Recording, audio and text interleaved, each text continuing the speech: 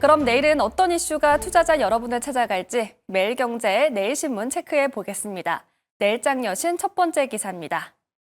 네, SK이노베이션 쇄신의 쇄신, SK 내달 비상경영 선포한다라는 기사 올라와 있습니다. SK이노베이션이 5월부터 비상경영체제를 가동합니다. 최근 주력 사업의 부진과 주가 하락으로 위기가 높아지자 선제적인 대응에 나선 건데요. 계열사 임원들을 대상으로 의견을 듣고 피드백을 반영해서 최종 결정할 거라고 밝혔습니다.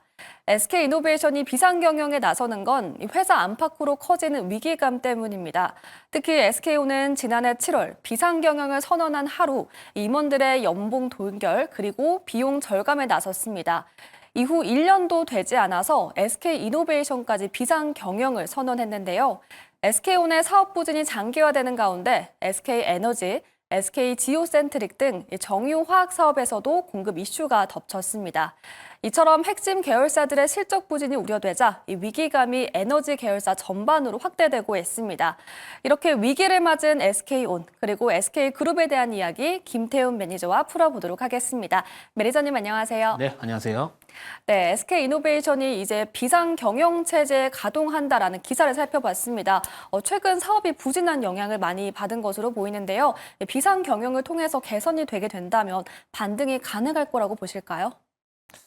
추가적인 하락에 대해서는 약간의 속도감을 조금이나마 단기적으로 줄일 수는 있을지라도 결국에는 이 산업 자체에 대한 이 하고 있는 사업에 대한 업황 자체가 턴어라운드가 먼저 필요하지 않을까라고 보고 있습니다. 최근에 워낙 많이 주가가 그동안 이렇게 어떻게 보면 급락 수준으로 하락을 하다 보니 전체적인 이제 추가적인 하락에 대한 부분들 자체는 어느 정도 약간의 하방 경직성을 기대할 수는 있을 것 같지만 결국에 추세를 돌리려면은 이 전기차 캐즘이 생각보다 장기화 조짐을 보여주고 있고요.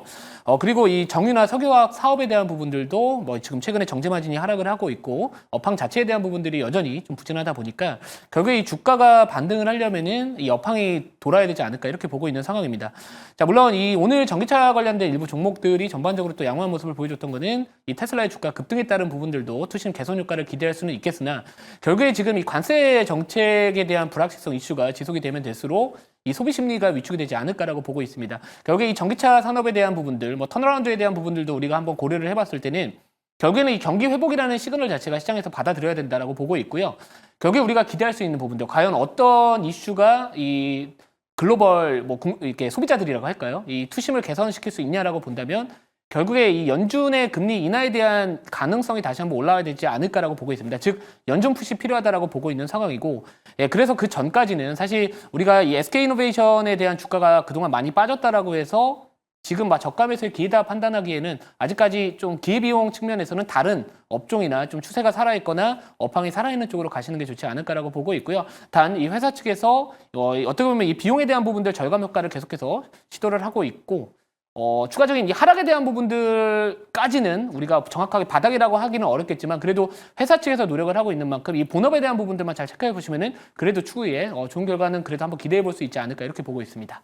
네, 앞으로 SK이노베이션에 대해선 추가적으로 기대해 볼 수 있겠다라는 답변을 주셨습니다. 이어서 다음 장도 살펴보도록 하겠습니다. 네, 사느니 하나오션 매각한다라는 특집면 보도록 하겠습니다. 한국산업은행이 하나오션의 지분을 매각한다라고 밝혔습니다. 블록들 형식으로 하나오션의 지분을 매각하기 위한 수요 예측에 들어가는데요. 이번 예측을 바탕으로 보유하고 있던 하나오션의 지분을 3%에서 5%로 쪼개서 매각한다는 계획을 밝혔습니다. K조선업이 호황을 맞이하면서 주가가 상승하고 있고 투자금을 회수하기 위한 적기라는 판단인데요. 하나오션이 주가는 트럼프 대통령 당선 직전인 11월 6일보다 3.2배나 높아졌습니다. 또 산업은행 내부적으로 자산 건전성을 높여야 한다라는 필요성도 나오면서 매각 추진에 영향을 미쳤습니다. 트럼프 행정부의 관세 전쟁 충격을 극복하기 위해서 이 정책 금융 중요성이 부각되는 시기라는 점도 매각 결정에 영향을 미쳤습니다. 이에 대한 부분 김태훈 매니저님과 얘기 나눠보도록 하겠습니다. 매니저님, 네. 산업은행이 블록딜을 추후 예측에 돌입해서 하나오션의 지분을 매각한다라고 밝혔습니다. 이에 대한 주가 전망 어떻게 보실까요? 그동안 어떻게 보면 하나오션이 워낙 잘 가다 보니까 주가 급등이 좀 나오고 있는 상황이 있는데요. 주가가 어떻게 보면 약간 과도하게 올라갔다라고 판단하기는 어렵겠지만 그래도 아무튼 이 상승하고 있는 과정에서 주가 수준이 낮지는 않은 수준에서 어떤 이런 노이즈가 발생을 했기 때문에 지금 이 애프터마켓에서도 지금 현재 급락세를 보여주고 있는 상황입니다.